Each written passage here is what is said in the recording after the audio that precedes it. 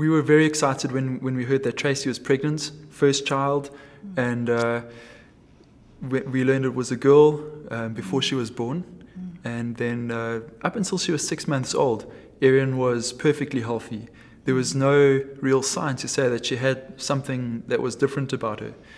And then at 6 months, we went for a checkup, and the doctor said we should get some tests done because there were a few little telltale signs that perhaps everything wasn't what it should be. Something in my gut as a mother told me that something was just not quite right. He was missing milestones. He was just not sitting up like he was. He wasn't lifting his head.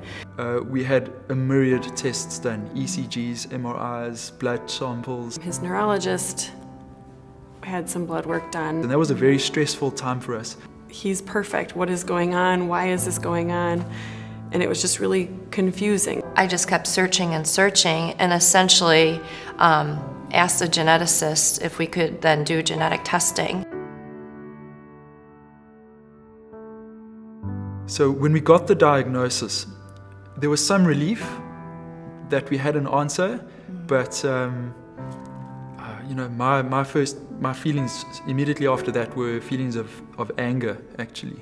Anger and sadness. It was just a combination of the two. I just remember sitting there in the genetic counselor office, and I had Ryan in my arms, and he was 8 months old at that time. And I kept looking at him, and he was asleep.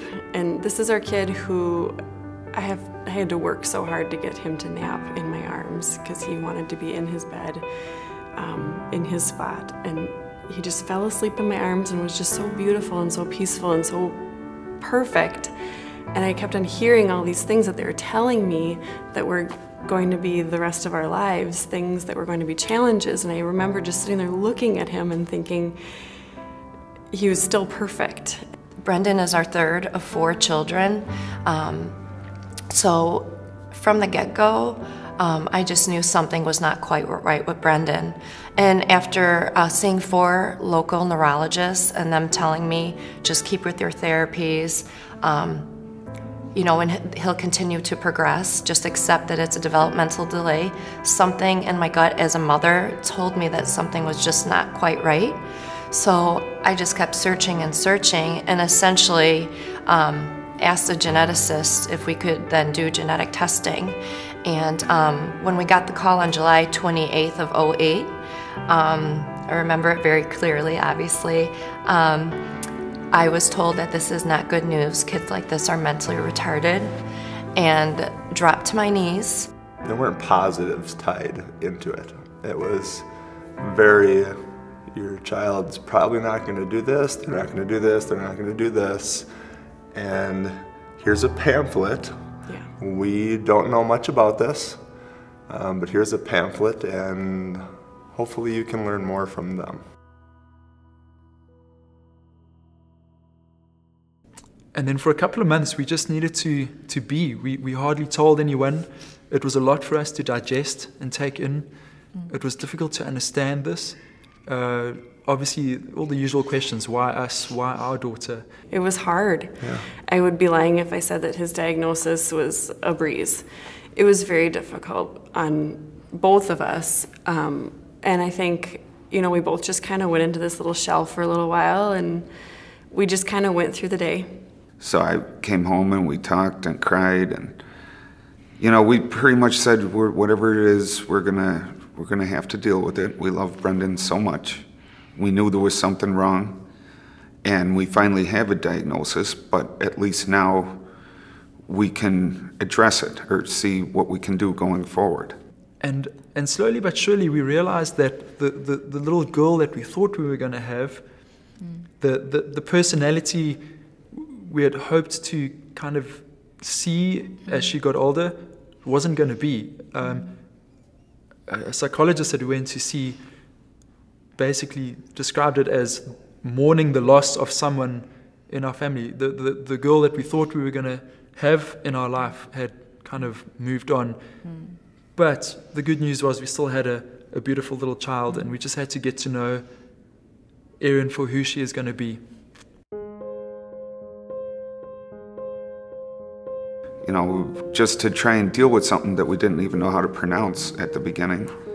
And, you know, everything just happened to fall in place for us where, all right, now we know what it is, let's try and get on with it. And the Alliance was there right from the beginning. I think Ember was talking to Katie within 48 hours or something, and they helped us tremendously. From that moment forward, I knew that, you know, we had to just rise above and be strong and gather all the information we could. And within 48 hours of our diagnosis, we were in contact with the Alliance. It's okay to ask for help, and people want to help.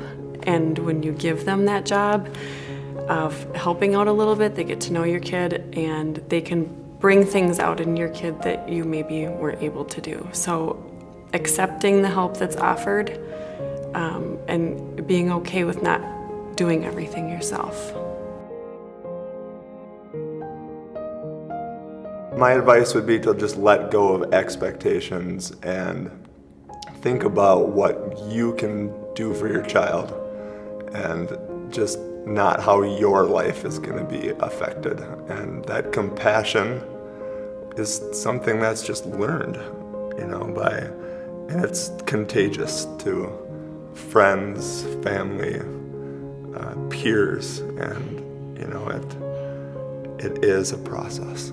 There are so many silver linings to having her in our life, and she really just makes the world a brighter, more beautiful place.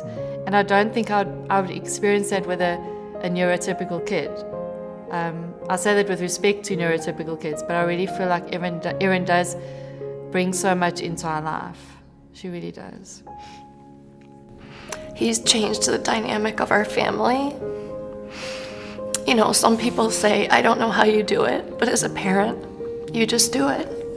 And I actually feel like we're the fortunate ones, because Brendan has provided this feeling of love and